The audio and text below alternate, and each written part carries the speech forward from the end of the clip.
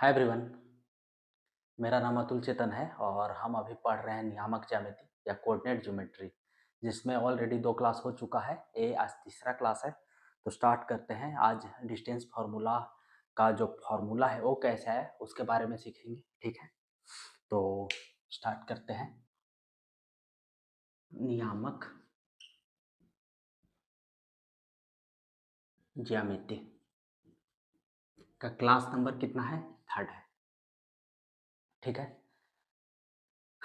ये कौन सा अक्ष होता था? एक्स अक्ष होता था। और ये कौन सा अक्ष होता है? वाई अक्ष होता है।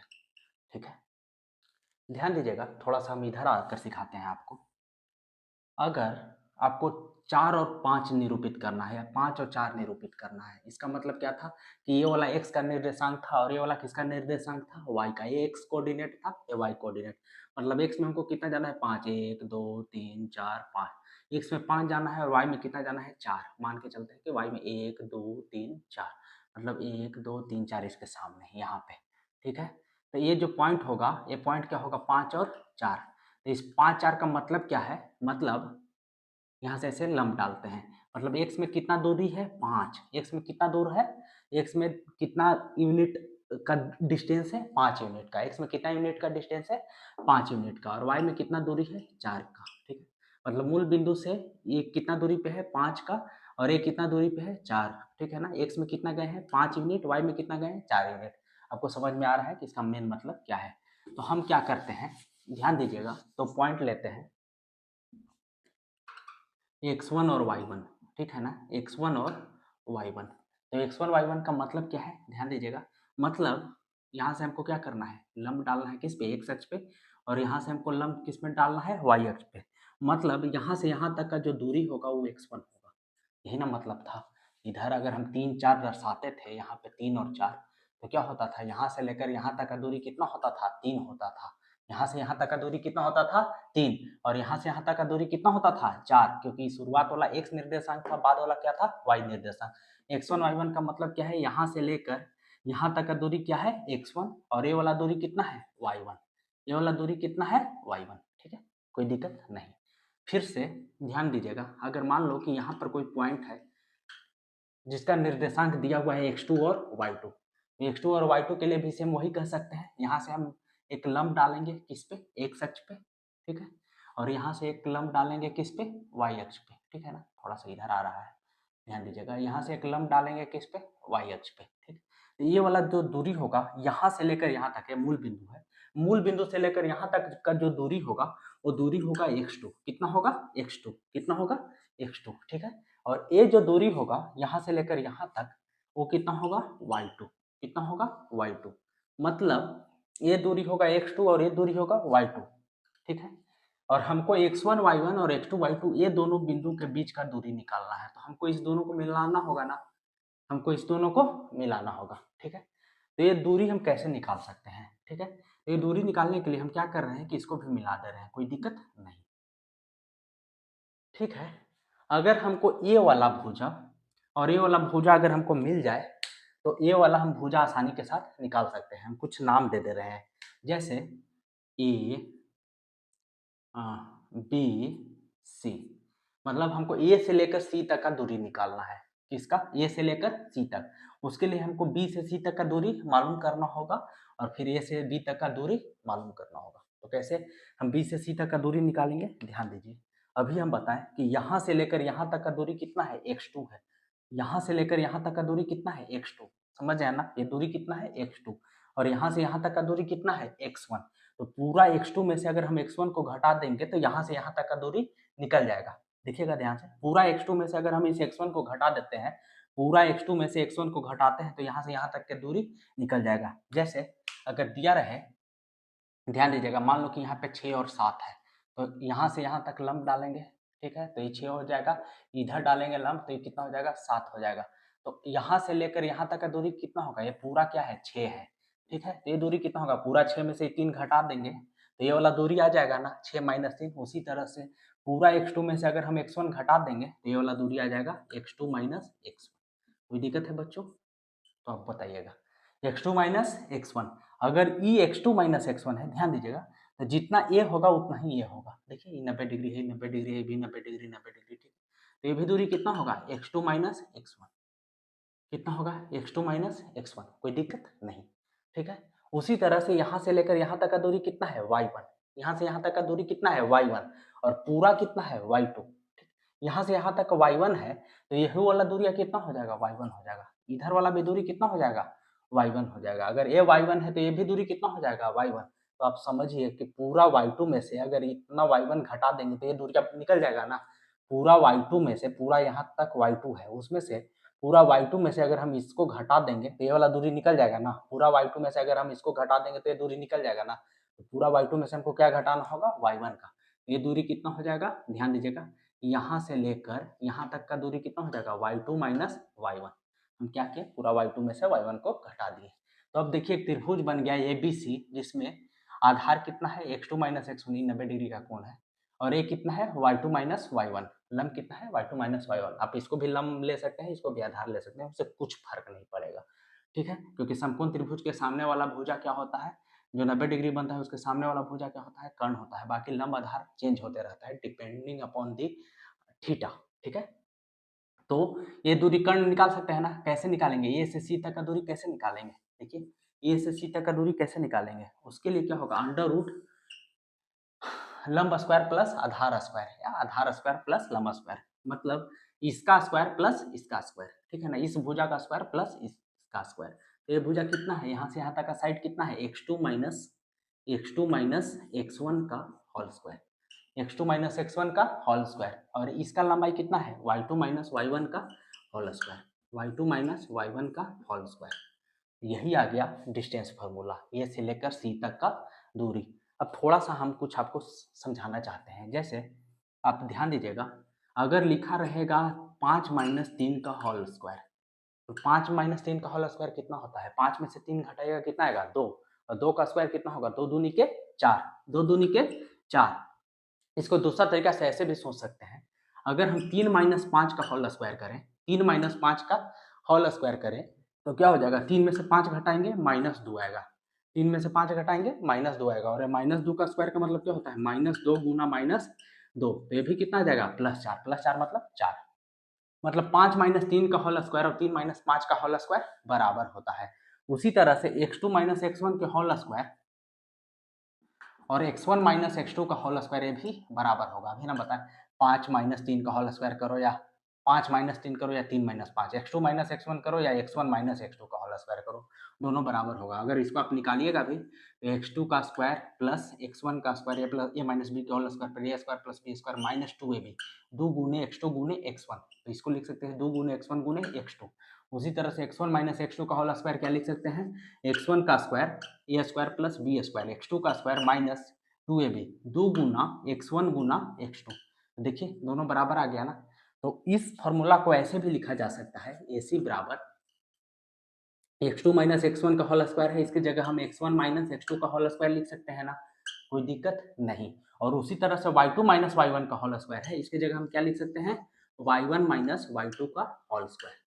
आप इसको उतार लीजिए, उसके बाद हम आगे बढ़ते हैं।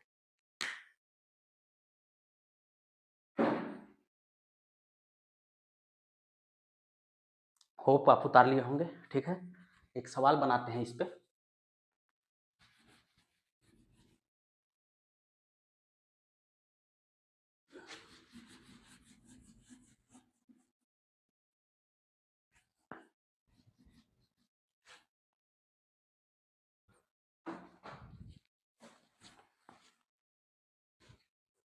अभी आप पढ़े थे कि 2 पॉइंट, अगर एक पॉइंट का निर्देशांक x1 y1 है, इसका निर्देशांक कितना था, x1 y1, और अगर इसका निर्देशांक x2 और y2 है, तो दोनों के बीच का जो दूरी होता है, ठीक है ना, इसको हम किससे मापे थे, AC था शायद, ए बी सी, इधर ए था, इधर बी था, सी था, मतलब AC था, ठीक है ना। तो AC कितना आया था, under root x2 minus x1 का whole square plus y2 minus y1 का होल स्क्वायर।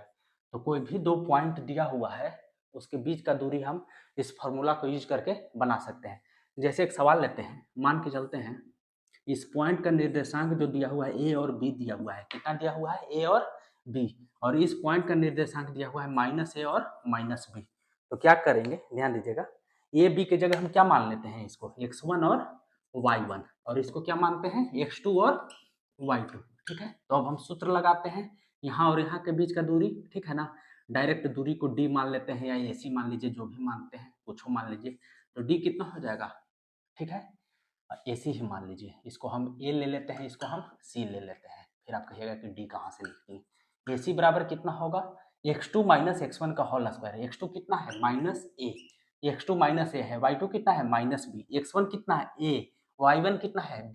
ठीक है, तो x2 -a माइनस x1 कितना है, a, ठीक है ना, x2 minus x1 minus a minus a का whole square plus y2 minus y1, y2 में से y1 को घटाना है, तो y2 कितना है, -b, इसमें से घटाना किसको है, घटाना किसको है, y1 को, y1 कितना है, b, इसका होल स्क्वायर। ठीक है, माइनस ए कितना होता है, -2a का होल स्क्वायर प्लस -b कितना होता है, -2b का होल स्क्वायर। -2a का होल स्क्वायर का मतलब क्या है, -2a को -2a से गुना करना, माइनस माइनस प्लस, 2a में 2a से गुना करेंगे, दो दूनी के 4, a में a से गुना करेंगे, a square plus 4a square plus 4a square. उसी तरह से -2b में -2b से गुना करिएगा तो कितना आएगा, 4b स्क्वायर।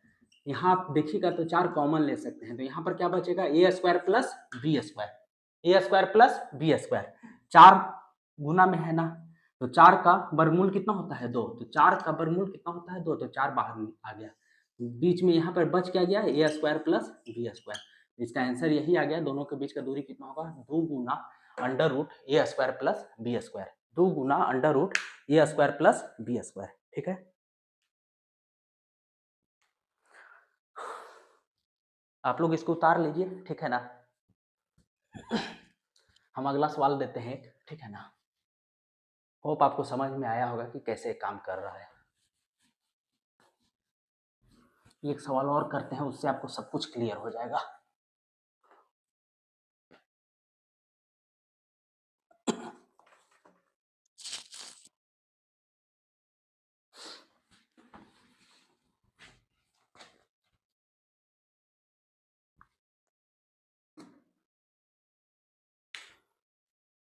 ए पॉइंट का निर्देशांक दिया हुआ है 1 7, बी पॉइंट का निर्देशांक दिया हुआ है 4 2, सी पॉइंट का निर्देशांक दिया हुआ है -1 एनसीईआरटी का सवाल है, और डी पॉइंट का निर्देशांक दिया हुआ है -4 और 4। ठीक है ना, ये पॉइंट का निर्देशांक दिया हुआ है 1 7, बी पॉइंट का 4 2, सी का -1 डी का -4 और -4। आपको साबित करना है कि जो ABCD है वर्ग के शीर्ष है, ठीक है ना, इट्स वर्टिसेज ऑफ स्क्वायर, मतलब कि स्क्वायर के वर्टेक्स है, ठीक है ना, वर्ग के शीर्ष है। तो वर्ग क्या होता है आपको पता है, वर्ग में क्या होगा, चारों भुजा, ए भुजा ए भुजा ए भुजा ए भुजा, चारों साइड क्या होता है, बराबर होता है, भुजा मतलब साइड, और सब जगह जो कोण बनता है कितना का बनता है, 90 डिग्री का, कितना का कोण बनता है, 90 डिग्री का। ठीक है, साथ में वर्ग में एक और चीज होता है, ध्यान दीजिएगा, मान लीजिए कि वर्ग है, मान लेते हैं कि इसका साइड ए है, तो चारों भुजा किसके बराबर होगा, ए के बराबर। ए कोण कितना का है, 90 डिग्री का, तो ये वाला जो भुजा होगा वो कितना होगा, कर्ण हो जाएगा ना, 90 डिग्री के सामने वाला भुजा कर्ण होता है, कर्ण निकालना बेसिक है ना, कैसे निकालेंगे, अंडर रूट ए स्क्वायर लंब square plus Aadhaar square, A square plus A square कितना हो जाएगा, 2a स्क्वायर, ए स्क्वायर है, ए स्क्वायर का वर्गमूल कितना हो जाएगा, ए रूट 2, तो ये जो कर्ण निकाल लेंगे यहाँ से यहाँ तक, ये कितना आएगा, ए रूट 2।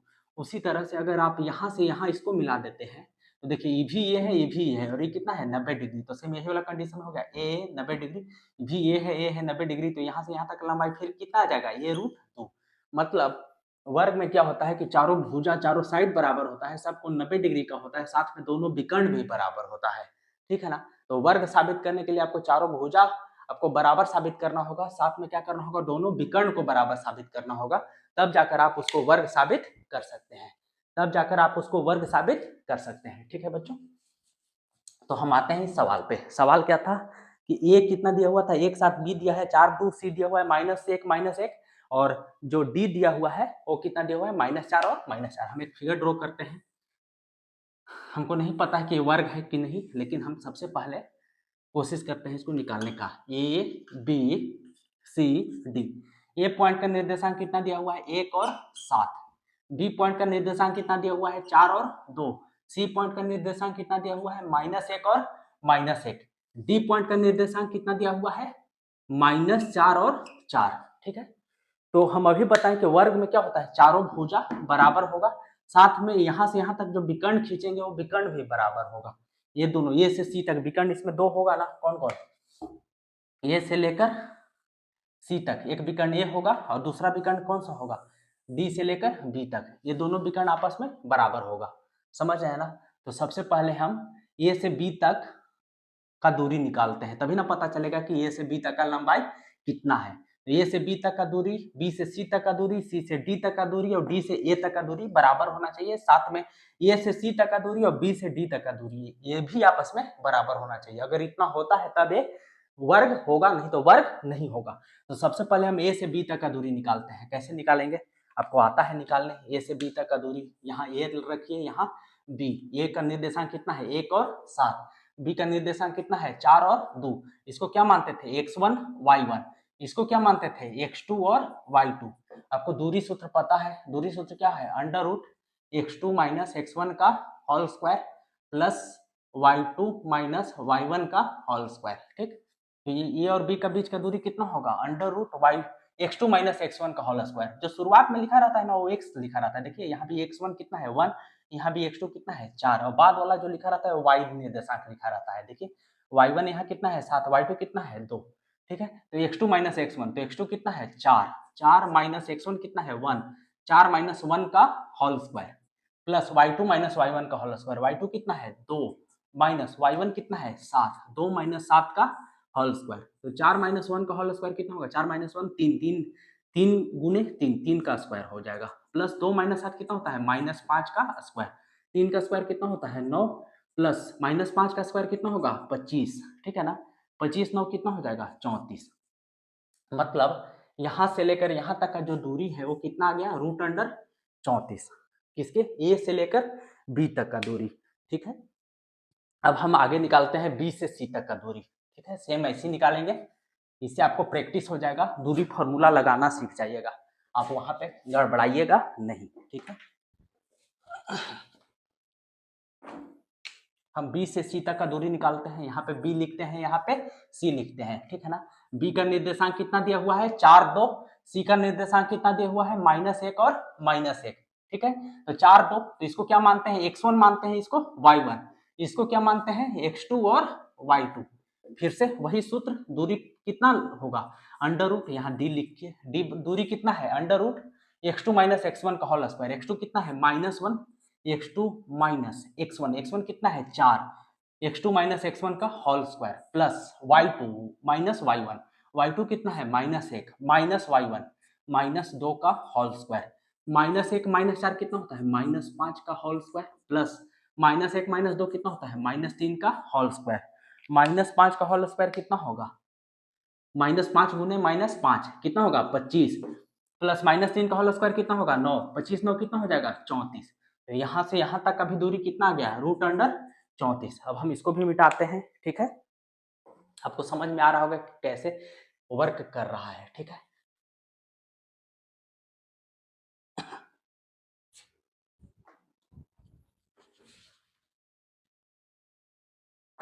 अब हम दूरी निकालते हैं सी से डी तक का, किसका निकालते हैं सी से डी तक का, सी यहाँ रखेंगे डी यहाँ रखेंगे।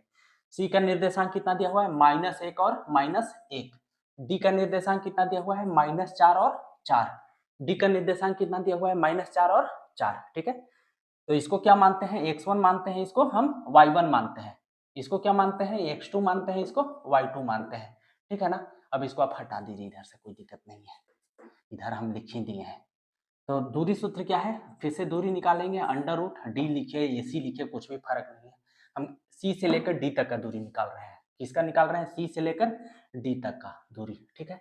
तो कैसे होगा x2 माइनस x1 का होल स्क्वायर, x2 कितना है -4 -4 में से घटाना किसको है -1 को, -4 में से घटाना है -1 को, ठीक है। तो इसका क्या होगा होल स्क्वायर प्लस उसके बाद क्या है y2 माइनस y1, y2 कितना है 4, 4 में से घटाना है किसको -1 को, इसका क्या होगा होल स्क्वायर, ठीक है। तो -4 माइनस माइनस क्या है, प्लस होता है, -4 + 1 का whole square plus 4 minus minus क्या होता है, +1 का होल स्क्वायर, -4 + 1 कितना होता है, -3 होता है, -3 का होल स्क्वायर, 4 + 1 कितना होता है, 5, 5 का होल स्क्वायर, -3 का होल स्क्वायर कितना होता है, -3 गुना -3 कितना होगा, 9, 5 का होल स्क्वायर कितना होता है, 5 गुना 5 25, और 25 9 कितना होता है, 34। मतलब यहाँ से यहाँ तक अभी दूरी कितना आ गया, √34। लग रहा है कि वर्ग हो जाएगा, देखते हैं अब डी से लेकर ए तक का दूरी निकालकर।